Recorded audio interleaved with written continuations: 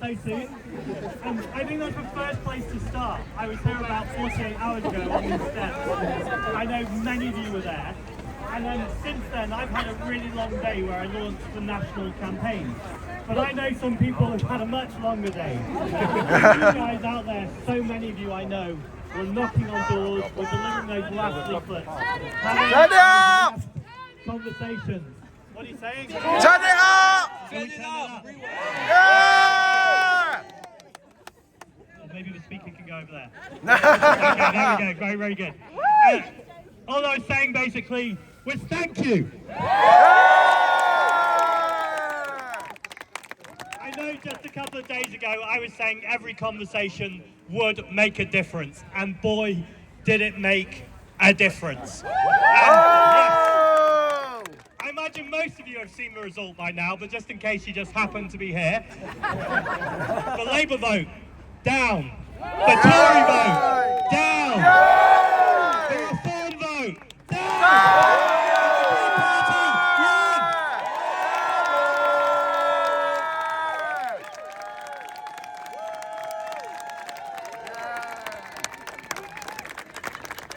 Now this is hugely important, as you all know, for Margate, but I just want to share very briefly what happened when I found out you won. I messaged a few friends, and within seconds I got videos back of a party in Hackney and a party in the north where people were already celebrating what has just happened in Margate, right across England and right across Wales.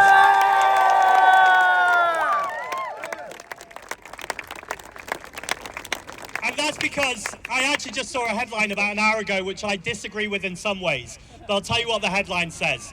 It says the Green Party marched into Reform's bastion and raided it. Now, all of that is untrue. First of all, I don't think there was any raid, I think there was an election. I think people voted. And second, no area belongs to anyone. And Margate certainly does not belong to Reform.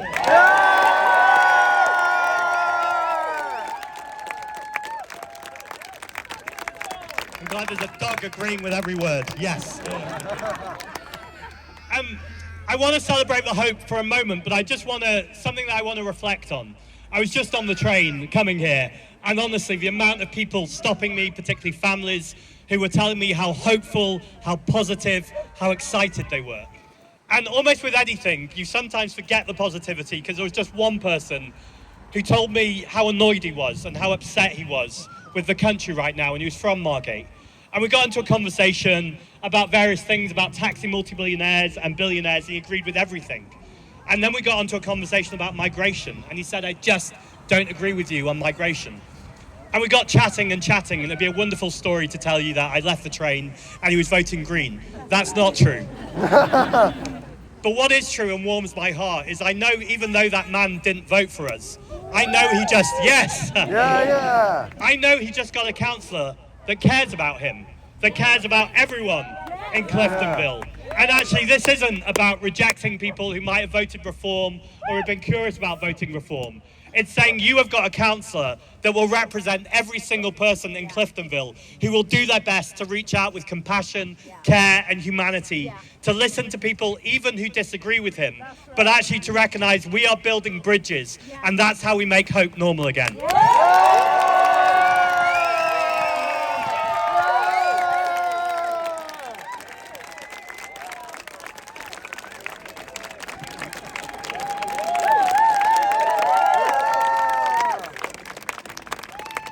Because finally, the conversation on the train that I really remembered is a woman who talked to me about Rob and what kind of councillor he is in Thanet. And then she talked about the zebra crossing on Hartsdown Road. And as she was telling me, and she'd said she'd never met Rob, but she was telling me that she knew his position on refugees, on LGBT rights, on representing the community, and what it meant to her to know that someone at the county level was now representing her with those same values. And as she was talking, she interrupted herself and went, and that zebra crossing, my kids are probably crossing that zebra crossing right now.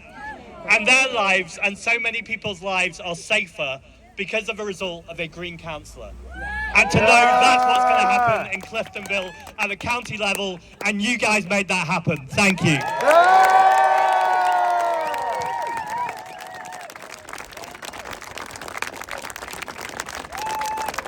And there's so many things I love about my job as leader of the Green Party, but I'm about to do two of them that are my favourite. So one is to make an announcement about national membership numbers, because today we hit 225,000 members.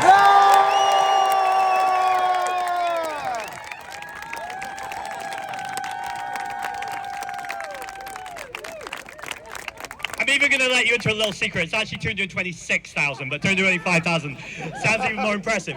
And the reason why that's so exciting is because there was a small constituency, a little well-known, called Gorton and Denton, where Hannah Spencer took on the billionaire donors and won. And actually, just this evening, me and Hannah have put out a party political broadcast, which was both on BBC and ITV, which you can watch when you get home. But the reason why that was exciting is because the day Hannah won, we had 200,000 members. So we just got 26,000 members from a moment where we just beat Reform. Well, what I'd like to say to the country is we just beat Reform again.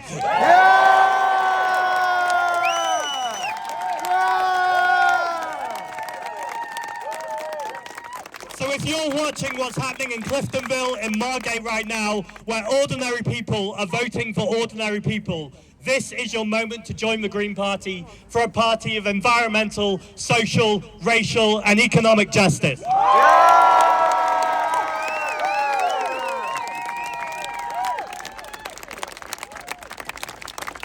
And then I said the final thing I'd love to do as Green Party leader. I'll wait for the siren because otherwise it's going to wreck my final moment. Shout out to the NHS!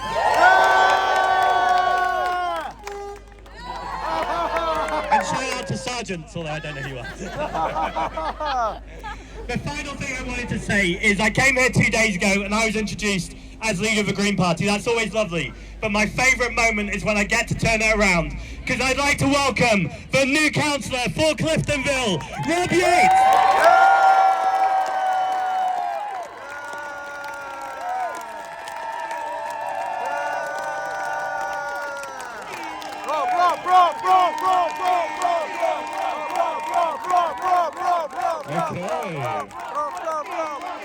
Okay, yes. I'm going to have to try and follow Zack Polanski on Margate Steps, everyone, so I'm going to revert to my phone. You might forgive me that I'm a bit fatigued, that I've written down some notes.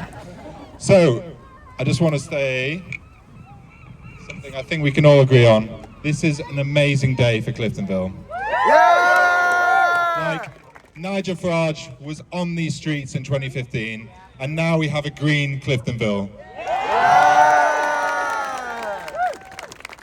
So, to all of you, to my friends making the phone calls, to members, to make sure they're voting, to the people folding leaflets at camp, to the people on polling stations, knocking on doors, thank you, thank you, thank you. Putting yourself on the line for something bigger than yourself is something we should all be proud of. And this is a community that is so strong. I recognize so many of you here, and you all do amazing things. So when I was Mayor of Margate, I used to say, this town is full of kindness and it's full of talent. And I just see it in every one of your eyes that together, there's not much we can't achieve here. And now we've got Zack Polanski coming not once, but twice. So give it up for Zack Polanski once more, because thank you for coming to twice to Margate. We only invited you to come once. So tonight is a great night for Cliftonville. It's a great night for Margate, and it's a great night for Thanet. Tomorrow we go to work to serve every single person in this community, regardless of how they voted, or even if they voted, we will go to work for them. So thank you again to everyone for coming tonight. And if you want to keep the party going, then we'll be at the Arts Club, dancing for an hour before Zack unfortunately has to go off and do other things. But coming not once, but twice, let's give it up for Zack Polanski. Yeah!